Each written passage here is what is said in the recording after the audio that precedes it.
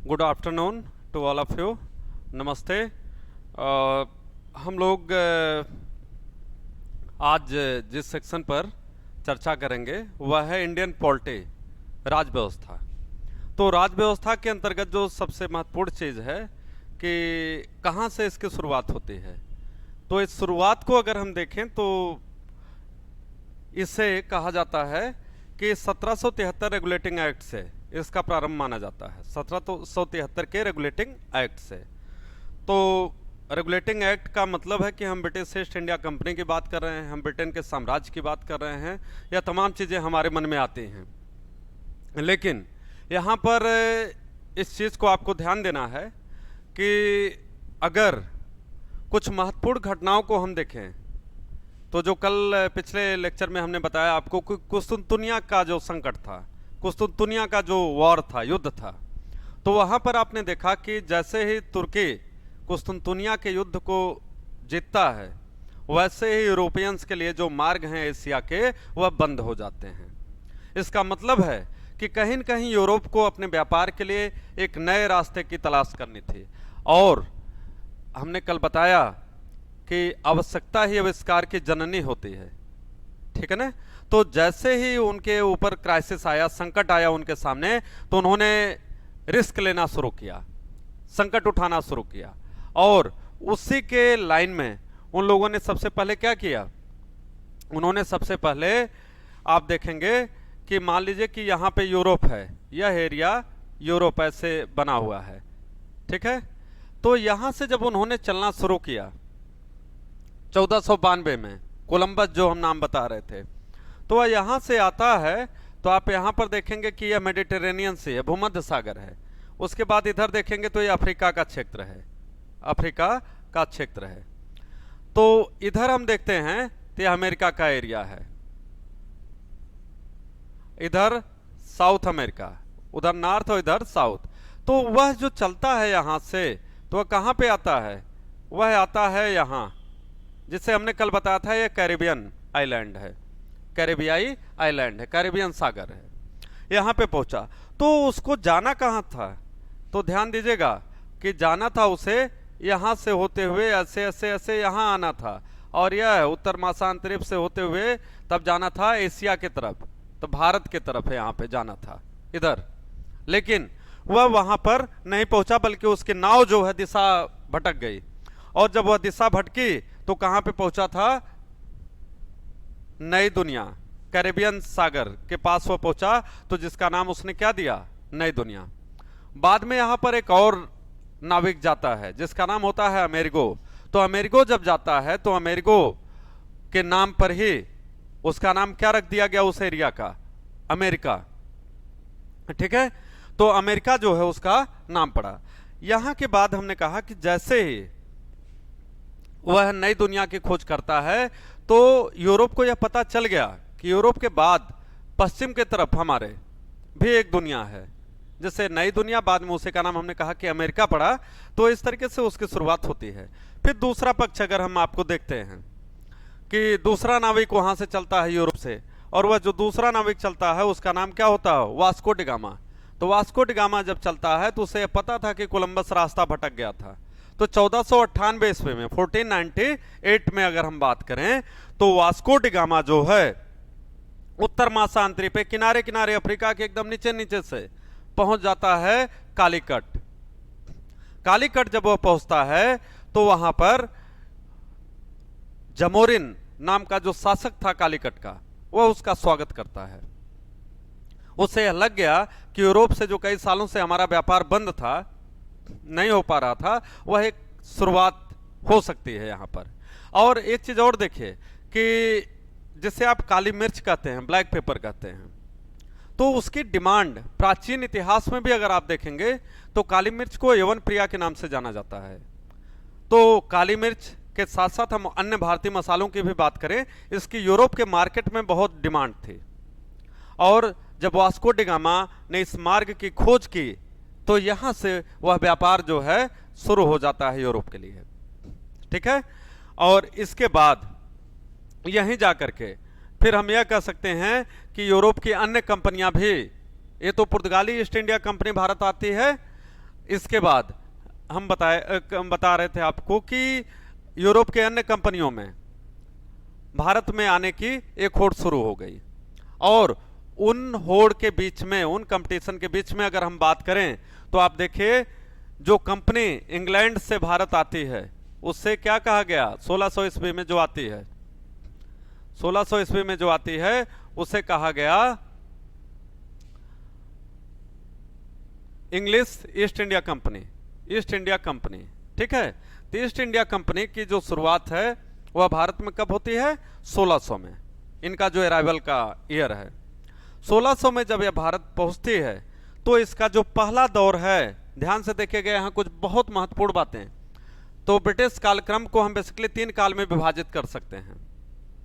Britain के या east India company के भारत में आगमन को हम पूर्ण रूप से देखें तो उनको 3 कालक्रम में विभाजित कर सकते हैं। पहला 1600 से लेकर के या 1772 तक, 1772 तक पहला काल। और इस काल में आप देखेंगे कि वाणिज्यवाद के दौर के रूप में इसे जाना जाता है, वाणिज्यवाद, जिसे एरा ऑफ मर्चेंटलिज्म कहते हैं, एरा ऑफ मर्चेंटलिज्म। इसमें जो ईस्ट इंडिया कंपनी थी वो वास्तव में भारत में व्यापार के उद्देश्य से, व्यापार के कार्यों में लगी हुई थी। लेकिन यहाँ पर कुछ घटनाएं इस बीच में होती हैं, इन्हीं के अंतिम दशक में अगर हम बात करें तो जिसका परिणाम क्या होता है कि ईस्ट इंडिया कंपनी के अधिकारियों को और वहाँ के लोगों को यह लगने लगा कि हम भारत में स्थापित हो सकते हैं। वह कौन सी घटना थी ऐसी, तो आप देखेंगे कि 1757, जिसे हम कहते हैं प्लासी का युद्ध, प्लासी का युद्ध। फिर 1764, जिसे कहते हैं बक्सर का युद्ध, बक्सर, बक्सर बिहार में, प्लासी बंगाल में। ठीक है, यह जो दोनों युद्ध होता है तो यहाँ पर तमाम इतिहासकारों ने कहा कि जो है प्लासी और बक्सर के युद्ध ने वास्तव में भारत में ब्रिटिश साम्राज्य की नींव रखी। तो उसे एक साम्राज्य की स्थापना के रूप में बहुत सारे इतिहासकार इसको देखते हैं। लेकिन अगर हम इस पूरे कालक्रम को, हमने कहा कि एक शब्द में समराइज करें तो 1600 से 1772 तक 172 वर्ष जो यहाँ पर है, 172 वर्ष, यह जो 172 वर्ष का कार्यकाल है इसे वास्तव में वाणिज्यवाद के दौर के रूप में जाना जाता है। This is known as era of mercantilism. ठीक है, दूसरा काल जो है यहाँ पर, इसकी अगर हम शुरुआत करें तो यह है 1773 से लेकर के और 1857 तक, 1857 तक इसे उपनिवेशवाद के दौर के रूप में जाना जाता है। उपनिवेशवाद, कॉलोनियलिज्म।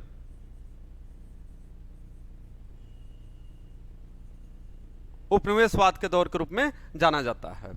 यहां पर क्या हुआ, British east India company Bharat में अपने उपनिवेशों की स्थापना कर रही थी, अपने उपनिवेशों की स्थापना कर रही थी।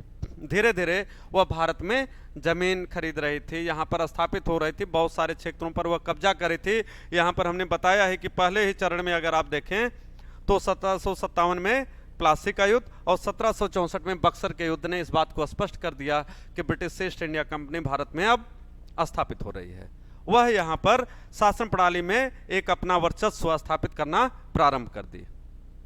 ठीक है, इसके बाद हमने कहा कि दूसरे काल को अगर हम देखें तो यहाँ पर हम उपनिवेशवाद के दौर के रूप में जानते हैं। उपनिवेशवाद क्या है, पूछा जाता है what is colonialism, what is colonialism, उपनिवेशवाद क्या है। तो colonialism refers to social, economic, political and cultural domination of a country over other. एक राष्ट्र, एक देश जब दूसरे देश के ऊपर अपना सांस्कृतिक, राजनैतिक, प्रशासनिक, आर्थिक वर्चस्व स्थापित करता है तो इसे हम उपनिवेशवाद के रूप में जानते हैं। तो 1773 से लेकर के 1857 तक के काल को इतिहासकारों ने किस रूप में परिभाषित किया है, उपनिवेशवाद के दौर के रूप में।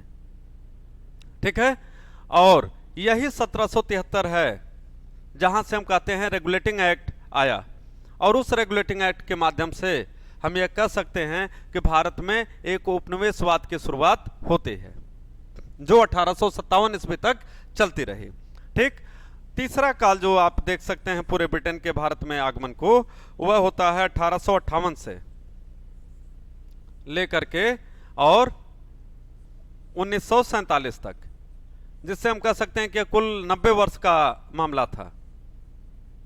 तो यहां पर आप देखेंगे कि यह ब्रिटिश साम्राज्य का दौर माना जाता है, इसलिए इसे कहा जाता है एरा ऑफ इंपीरियलिज्म, साम्राज्यवाद का दौर, साम्राज्यवाद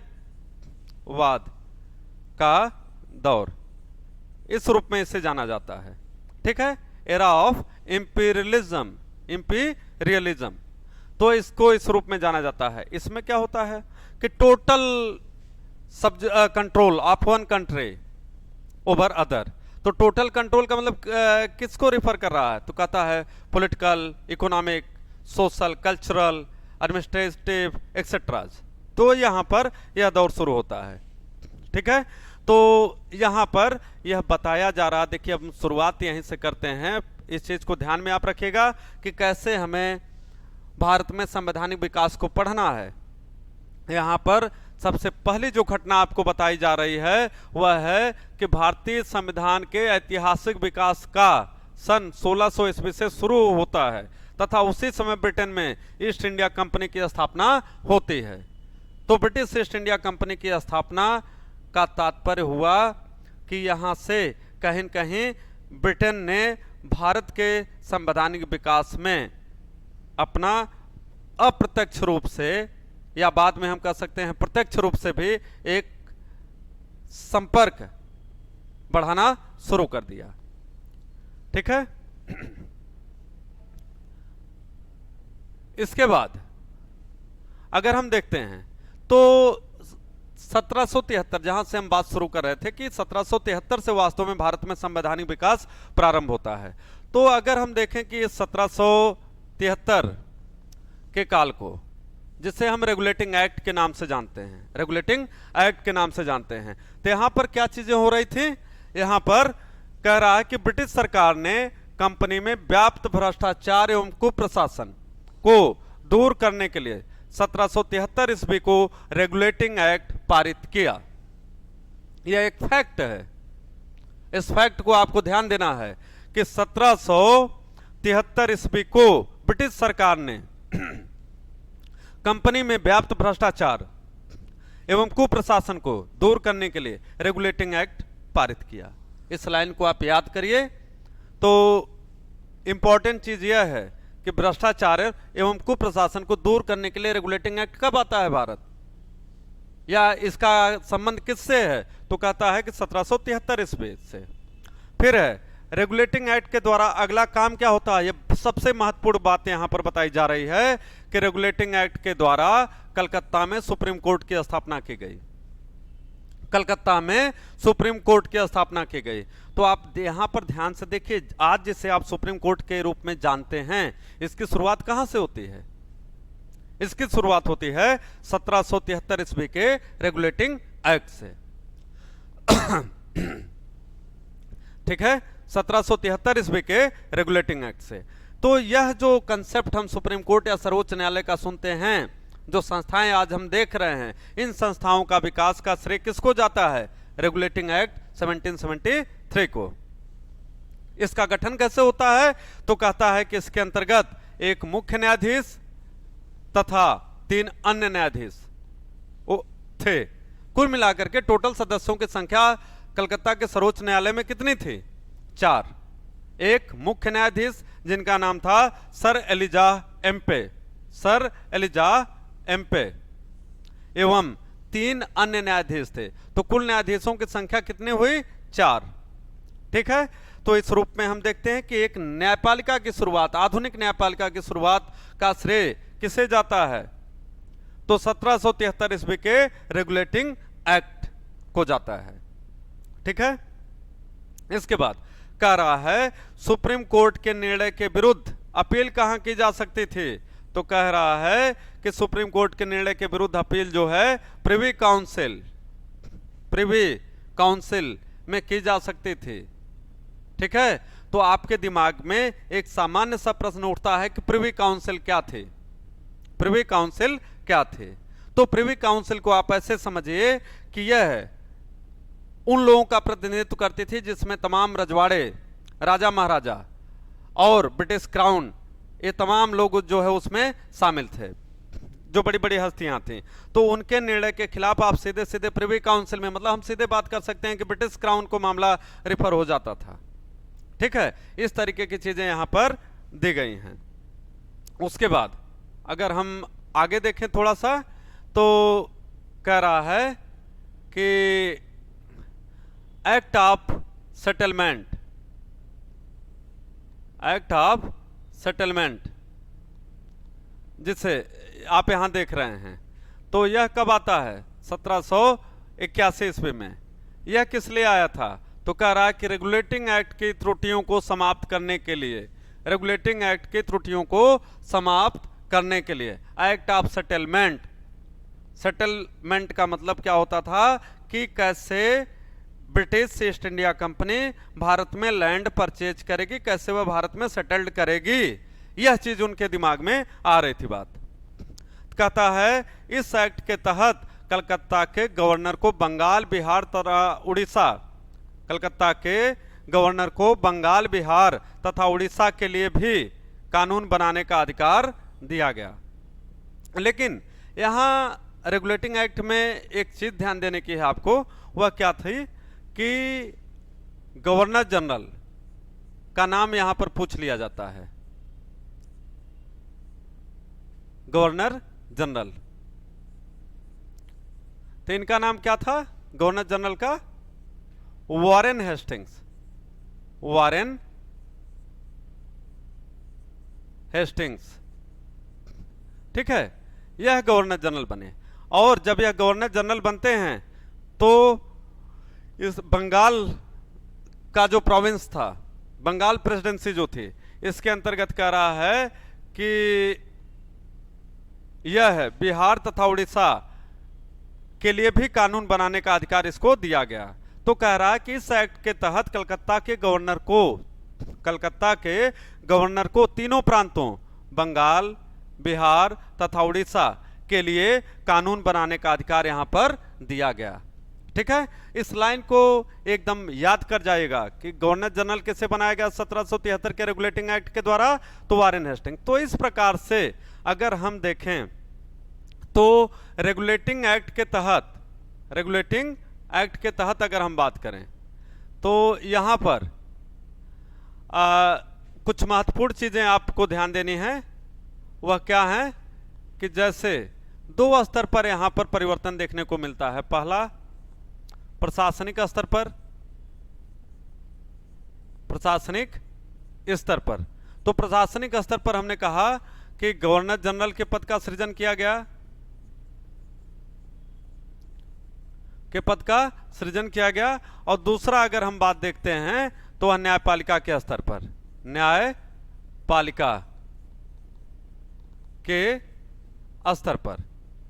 तो न्यायपालिका के स्तर पर बताया गया कि कलकत्ता में एक सर्वोच्च न्यायालय या सुप्रीम कोर्ट की स्थापना की गई। ठीक है, तो रेगुलेटिंग एक्ट में जो महत्वपूर्ण चीजें हैं वह आपको याद रखनी है कि वॉरेन हेस्टिंग्स को गवर्नर जनरल बनाया गया। न्यायपालिका के स्तर पर देखें तो सर्वोच्च न्यायालय की स्थापना की गई। कहां पर की गई? कलकत्ता में की गई। ठीक है, और इसे लाया क्यों गया था? तो कह रहा है कि 1600 ईस्वी में जो ईस्ट इंडिया कंपनी आई थी उसमें भ्रष्टाचार, कुप्रशासन व्याप्त कर गया था, तो उसकी खामियों को दूर करने के लिए यह एक्ट आता है जिसे रेगुलेटिंग एक्ट के नाम से जाना जाता है। ठीक है, तो इस चीज को आपको ध्यान देना है। इसके बाद अगला जो महत्वपूर्ण चीज है, दूसरा एक्ट, तो वह कहता है पिट्स इंडिया एक्ट।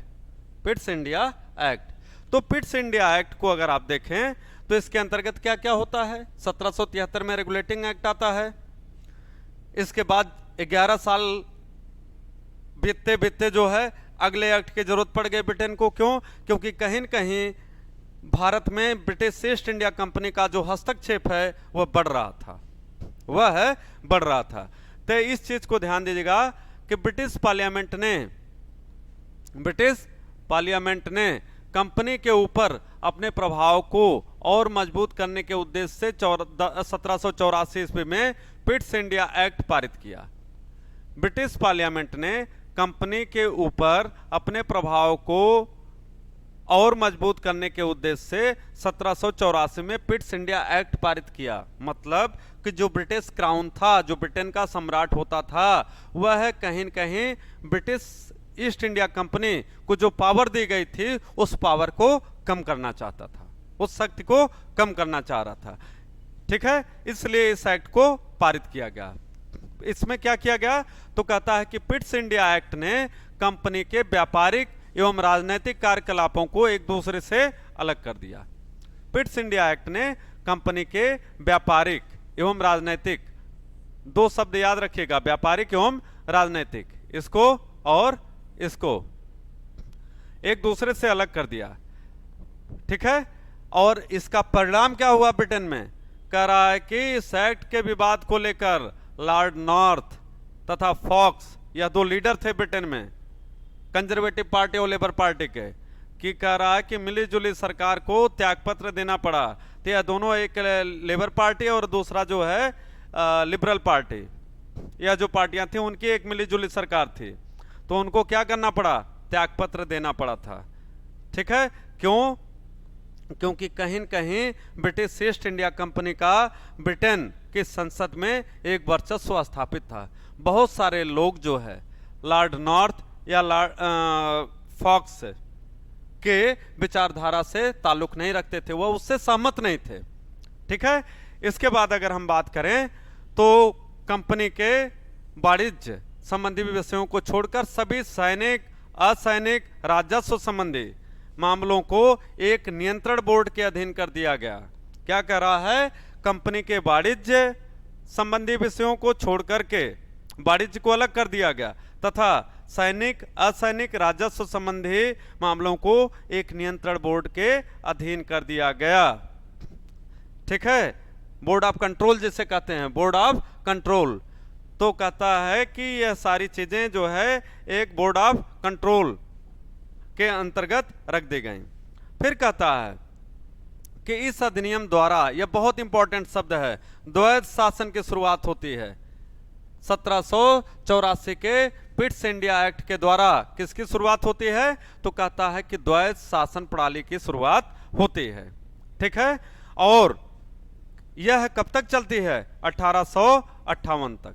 1784 से शुरू होकर के और 1858 तक अगर हम देखें तो भारत में क्या चलता है? द्वैध शासन प्रणाली। ब्रिटिश ईस्ट इंडिया कंपनी की अगर हम बात करें, उसके अधीन अगर हम भारत की बात करें तो एक कंपनी के द्वारा तथा दूसरा संसदीय बोर्ड के द्वारा। एक कह रहा है कि ईस्ट इंडिया कंपनी जो है शासन कर रही थी भारतीयों के ऊपर, और दूसरा कौन कर रहा था? संसदीय बोर्ड, जो ब्रिटेन की संसद थी वह।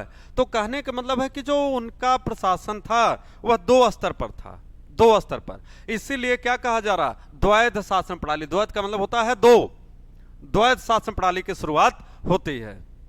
ठीक है, तो द्वैध शासन प्रणाली का मतलब आपको समझ में आ रहा होगा। द्वैध का मतलब हो रहा है द्वैध शासन। द्वैध शासन का मतलब होता है कि जब प्रशासन या शासन जो है वह दो स्तर से नियंत्रित किया जा सके, उसके दो इकाइयां हों। और दो इकाइयां यहां पर क्या बताया जा रहा है आपको? एक बताया जा रहा है कि कंपनी के द्वारा, ब्रिटिश ईस्ट इंडिया कंपनी के द्वारा, और दूसरा बताया जा रहा है संसदीय बोर्ड के द्वारा। तो यही पूछा जाता है कि किस एक्ट के माध्यम से भारत में द्वैध शासन प्रणाली की शुरुआत होती है। तो आपको क्या याद रखना है?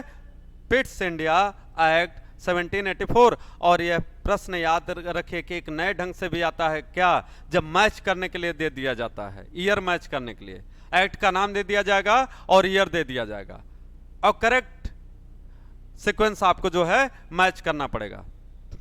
तो प्रश्न कैसे दे देगा कि मान लीजिए रेगुलेटिंग एक्ट दे करके ईयर 1784 दे दिया, फिर पिट्स इंडिया एक्ट दे करके ईयर जो है 1773 दे दिया, ऐसे करके वह एक्ट ऑफ सेटलमेंट 1781 की जगह पे कुछ और ईयर रख दिया। तो ऐसे हमने कहा कि एक पेयर बनाने संबंधी प्रश्न कभी कभी आपसे पूछ लिया जाता है, और कभी कभी यह पूछा जाता है कि निम्न में से द्वैध शासन प्रणाली संबंधित है किससे? आंसर होगा पिट्स इंडिया एक्ट के द्वारा।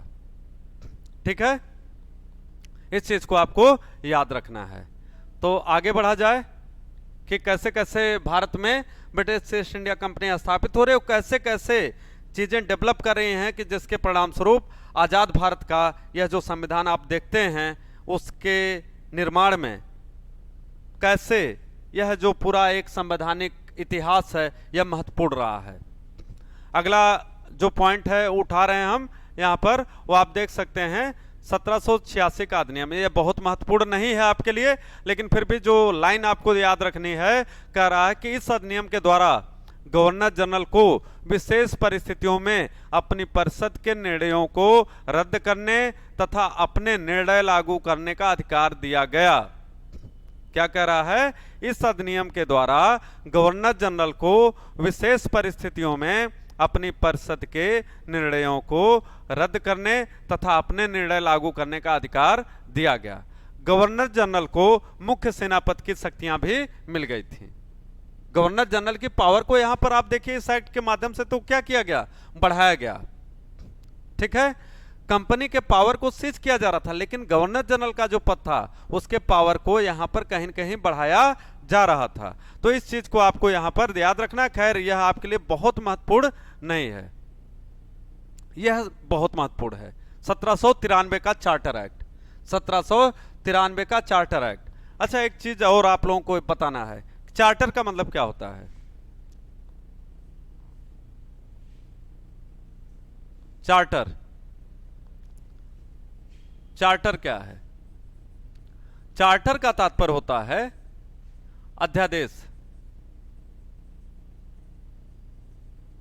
इसे कहते हैं फरमान। मध्यकाल में अगर हम देखें तो मुगल काल में फरमान कहा जाता है।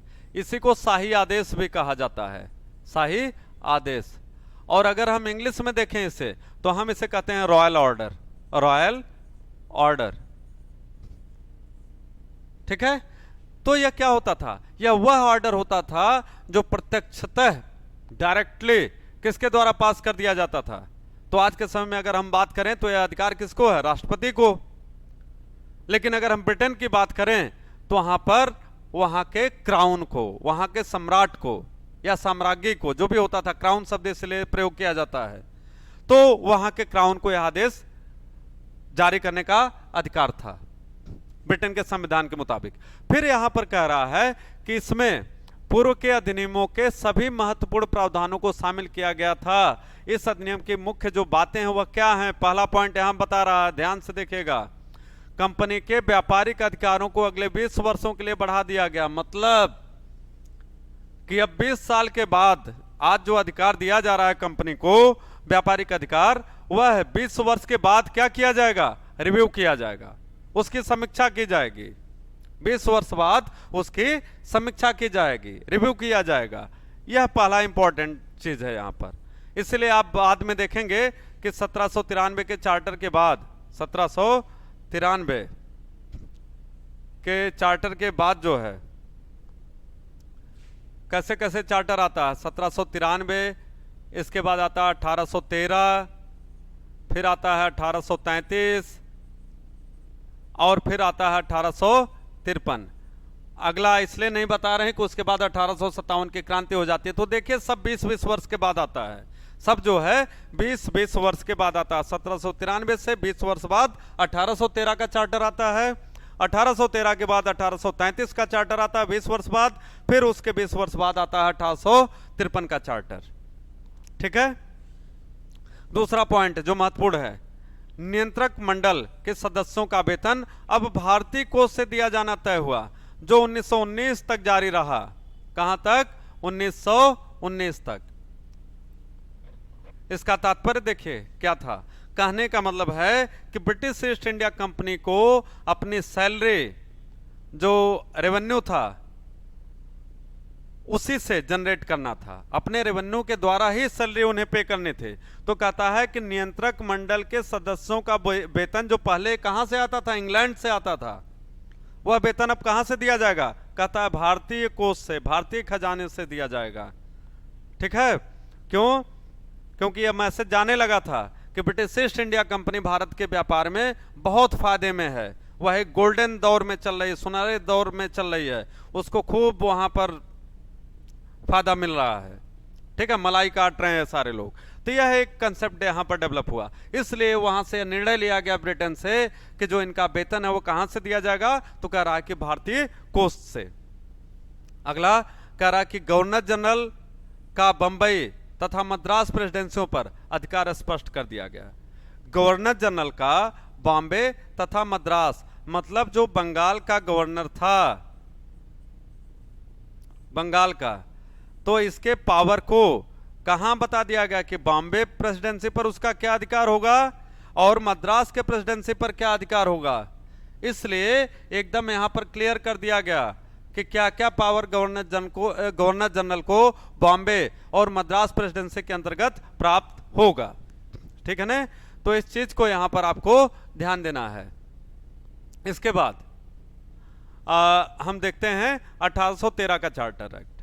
1813 का चार्टर एक्ट, तो 1813 के चार्टर एक्ट हमने बताया अभी कि पहला पॉइंट ये बता रहा था कि 20 वर्षों के लिए, फिर उसके बाद 20 वर्ष, फिर 20 वर्ष, तो ऐसे करके क्रम चला था। इसके बाद आता है 1813 का चार्टर एक्ट।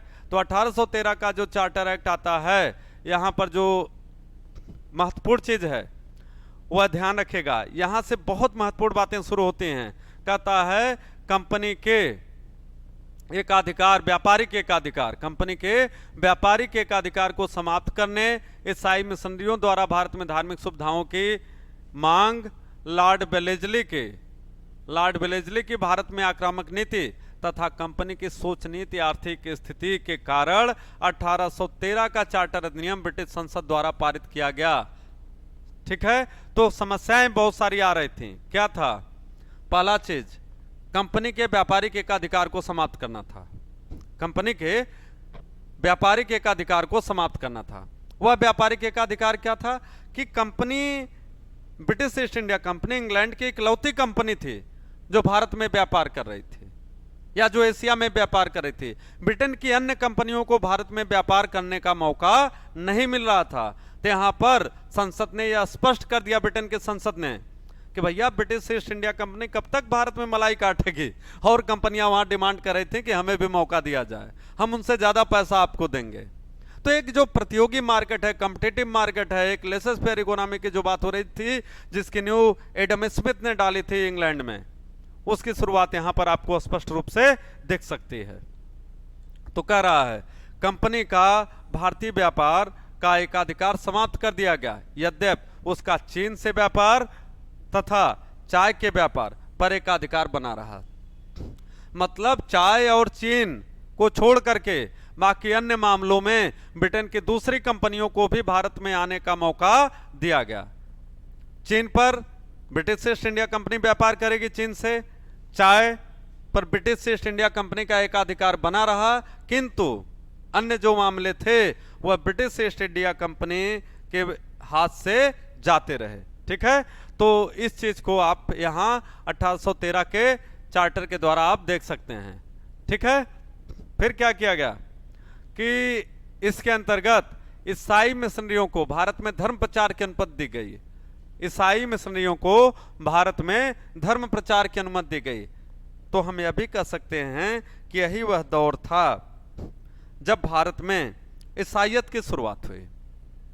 ईसाइयत की शुरुआत हुई अर्थात भारत में मिशनरीज की जो स्थापना, जो आज तमाम विद्यालय आप देखते हैं मिशनरीज के और जो तमाम संस्थान उनके देखते हैं, उसकी शुरुआत कहां से मानी जा सकती है? 1813 के चार्टर से। ठीक है, फिर साथ ही साथ आपको ध्यान देना है कि भारतीयों की शिक्षा के लिए सरकार को प्रतिवर्ष 1 लाख रुपए खर्च करने का निर्देश दिया गया। और यह कहां से दिया जाता? ब्रिटिश ईस्ट इंडिया कंपनी के कमाई से, उसके रेवेन्यू से। ठीक है, तो 1 लाख रुपए बजट 1813 के हिसाब से अगर हम बात करें शिक्षा पर, तो यह एक बड़ा बजट माना जाएगा। तो 1 लाख रुपए का बजट यहां पर निर्धारित किया गया कि यह शिक्षा पर खर्च किया जाएगा। फिर आगे कह रहा है कि कंपनी को अगले 20 वर्षों के लिए भारतीय प्रदेशों तथा राजस्व पर नियंत्रण का अधिकार दे दिया गया। कंपनी को अगले 20 वर्षों के लिए भारतीय प्रदेशों तथा राजस्व पर नियंत्रण का अधिकार दे दिया गया। मतलब हम बता चुके थे वहां पर कि 1793 के बाद फिर 20 वर्ष 1813 जो हम पढ़ रहे हैं, फिर इसके बाद 1833 आएगा, इसके बाद क्या आएगा 1853। ठीक है, तो आज आपको हम 1813 के चार्टर तक ले जाकर के छोड़ रहे हैं। ठीक है, आप इसका रिवीजन करिएगा, जम के वीडियो देखिए, उसको सोचिए, थोड़ा समझिए कौन कौन से परिवर्तन हो रहे थे उस समय भारतीय राजनीति में, ब्रिटेन की राजनीति में। और चूंकि ब्रिटेन का हस्तक्षेप भारत में बढ़ रहा था ईस्ट इंडिया कंपनी के माध्यम से, उनका एक आधिपत्य यहाँ पर स्थापित हो रहा था, तो हमारे इस चैनल के माध्यम से, कोचिंग जंक्शन के माध्यम से आपको तमाम चीजें जो पॉलिटिक्स से संबंधित हैं वह आपको मिलते रहेंगे। आप जम के पढ़िए और अपना ख्याल रखिए, परिवार का ख्याल रखिए। और हमने कहा ना कि एक ऐसा दौर चल रहा है जब हम ऑनलाइन पढ़ाई करने के लिए बाध्य हैं, लेकिन यह बाध्यता मत समझिए, इसे एक अवसर के रूप में देखिए। आगे आने वाला दौर भी किसका है? ऑनलाइन का। तो कहीं न कहीं यह एक शुरुआत है। तो इस प्लेटफॉर्म को जानिए, समझिए, जम करके पढ़िए और आपके एग्जाम से संबंधित जितनी भी जानकारियां हैं वो आपको यहां पर मिलती जाएंगी। उससे संबंधित पढ़ाई, वीडियो सब आपको इस कोचिंग जंक्शन प्लेटफॉर्म के माध्यम से मिलता रहेगा। बहुत बहुत धन्यवाद। जय हिंद।